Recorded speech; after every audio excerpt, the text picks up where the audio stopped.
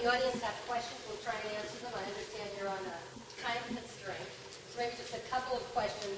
I think one question that's on the mind of many people in this room, and across the room are advocates representing every aspect of child and family services.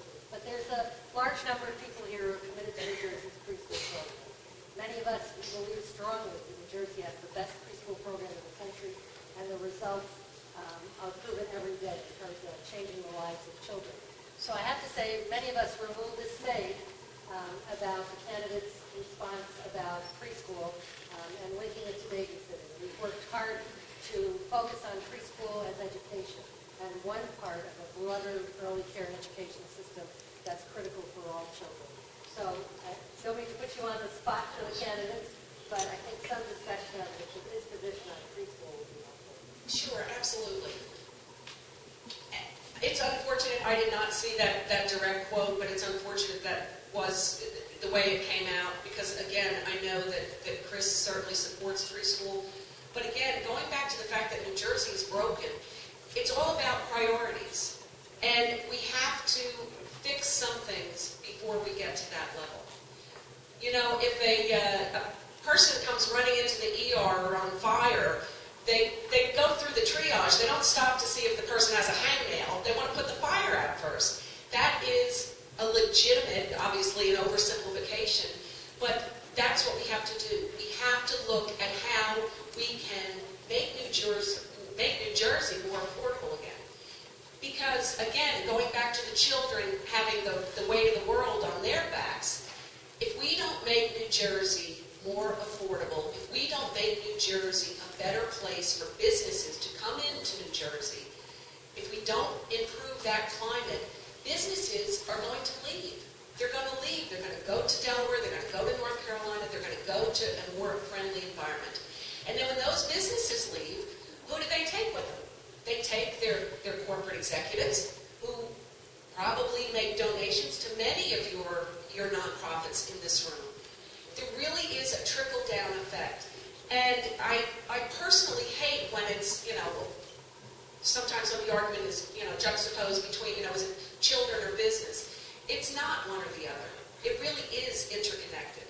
And I know for a fact, I have spoken with Chris personally, I know for a fact that he believes that every child should have an opportunity to go to preschool. Now, how we pay for that, that is something that we have to look at. But again, we have to get things fixed first before we can look at that. There are a number of questions this morning, and a couple more are submitted around the issue of child abuse and neglect prevention. As you may know, our state child welfare system is under a reform effort through the federal court as a result of a lawsuit filed against the state about 10 years ago. And one part of that that's been very positive has been an emphasis on child abuse and neglect prevention, a small part of the report. So this is a question, I think, that summarizes several of the questions around prevention. In light of budget concerns, are there any plans to shift funds from reactive services such as the Division of Youth and Family Services to more preventive programs that have shown promising results in increasing the graduation rate and keeping kids out of gangs as well as drug users? If I had that answer, I would be able to retire. That's been my goal, 15 years being executive director of Prevention First. The field of prevention, and I'm talking substance abuse prevention, but you can't talk substance abuse prevention without talking child abuse prevention. You can't talk about having our kids going through the mental health system without talking about these. And then the end result is so often, and sadly, gang involvement. Going back, and I'll get back to Cecile's question, but going back to that, we have to look at, again, the way we are funding all of these programs.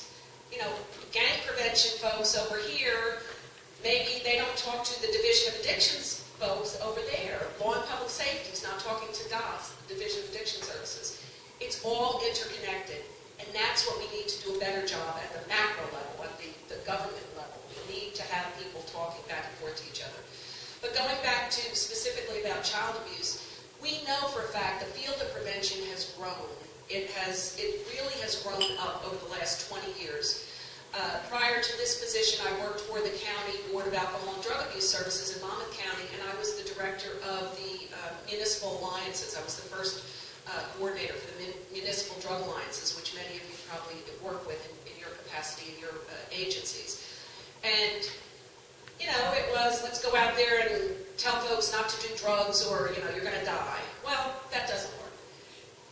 What we've learned in prevention, and this is certainly connected with child abuse prevention, what we've learned is that there are programs that are evidence-based, that have evidence-based practices, that have been looked at by researchers. Mentoring is one great example of a program that we know works. We have to have everybody sitting around the table. We can no longer afford to have a child abuse prevention agency or somebody that, you know, just works with child abuse, but then they don't deal with the addiction side, or the fact that their mom needs to get, the child's mom needs to get into treatment because that's why she's maybe not intentionally abusing her child, but she's neglecting her child because she's high on drugs. And so that child's not getting fed. That child's not getting sent to school. So we do need to look at all these aspects together. And I know that we can do it. We've seen successes where, again, if everybody kind of takes their respective hat off, sit at the table, and let's look at what the ultimate goal is, to have our kids healthy, safe, and drug-free in New Jersey. You have time for one more question? Sure. Okay. This is, we solicited questions and letters to the candidates from school children. So we have a batch of letters from 7th graders at the Secaucus Middle School and from children at the Alma Flag School in Newark, which range from 1st grade on up through 8th grade. We put them together in a packet for the candidate, and we'll be sending questions on before the election.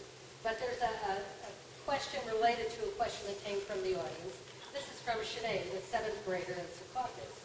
I would like to hear your view on school funding in New Jersey. Although my school is well funded in every way and has great standards, I do know a lot of schools in New Jersey that are suffering badly because of bad funding.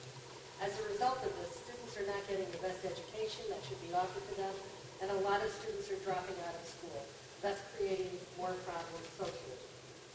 And related to that, what do you consider to be the greatest challenge facing education of our children, and how would you address it? That was from a 7th grader? I'm very impressed with the Secaucus school system. It's a great question. And obviously that's the, you know, the 800-pound elephant that's in the middle of the room. How are we going to fix school funding? And again, we have to look at the waste, the fraud that's going on at the state level. We have to make things, we have to make New Jersey a more affordable, business-friendly climate. And there is a lot of waste throughout New Jersey. And I can speak for, you know, the school districts that I work in. We have some that are doing, you know, such a good job on a shoestring. And then we have others that the money is not getting to the children. And I'm speaking in particular about some of the Abbott districts. Some of them have done a wonderful job.